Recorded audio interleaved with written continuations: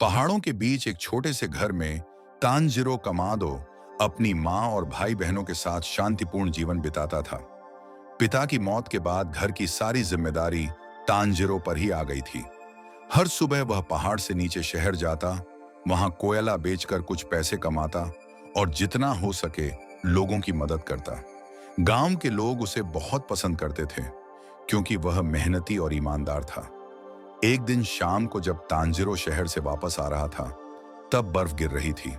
उस समय गांव के एक बुजुर्ग साबुरो उसे रात में पहाड़ पर ना जाने की चेतावनी देते हैं।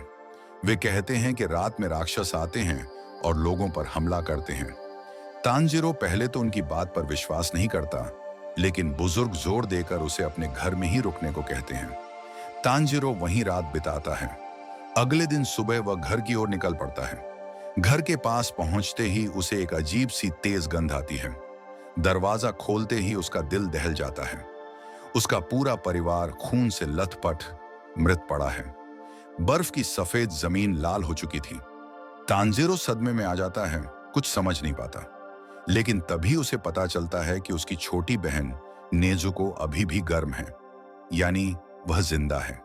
तांजिरो उसे तुरंत पीठ पर उठाकर बर्फ में भागने लगता है ताकि उसे बचा सके। मगर कुछ दूर जाते ही नेजुको अजीब व्यवहार करने लगती है। उसका शरीर बदलने लगता है, आंखें लाल हो जाती हैं, दांत लंबे हो जाते हैं। वह एक राक्षस बन चुकी थी। नेजुको अचानक तांजिरो पर झपटती है और हमला करने की कोशिश करती है। तांजिरो डर और दुख में टूट जाता है। तभी अचानक वहां एक डेमन स्लेयर आता है, गियुतोमियोका। वह नेजुको को राक्षस समझकर तुरंत मारना चाहता है, क्योंकि राक्षस हमेशा इंसानों को खाते हैं। तांजिरो बेतहाशा गियु को रोकने की कोशिश करता है। वह गियु से बहुत कमजोर है, लेकिन अपनी बहन को बचाने के लिए पूरा जोर लगाता है। तांजिरो की यह हिम्मत गियु को हैरान कर देती है। और भी चौंकाने वाली बात तब होती है जब नेजुको राक्षस होते हुए भी तांजिरो को बचाने के लिए गियु के सामने खड़ी हो जाती है। वह इंसान को नुकसान नहीं पहुंचा रही थी, बल्कि अपने भाई की रक्षा कर रही थी। गियु यह देखकर समझ जाता है कि नेजुको बाकी राक्षसों जैसी नहीं है। अंत में वह नेजुको को नहीं मारता। वह उसके मुंह में बांस का एक मजल लगा देता है ताकि वह किसी को काट न सके। फिर वह तांजिरो से कहता है कि अगर वह सच में अपनी बहन को इंसान बनाना चाहता है तो उसे साकोंजी उरोकोदाकी के पास जाना होगा।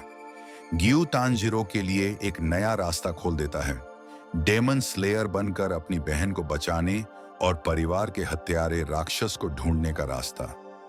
एपिसोड के अंत में तांजिरो नेजुको को लेकर पहाड़ी रास्ते पर आगे बढ़ता है। उसके मन में दर्द है, लेकिन आंखों में एक अटूट संकल्प। वह अपनी बहन को इंसान बनाएगा और उस राक्षस को ढूंढ निकालेगा जिसने उसके परिवार को मारा।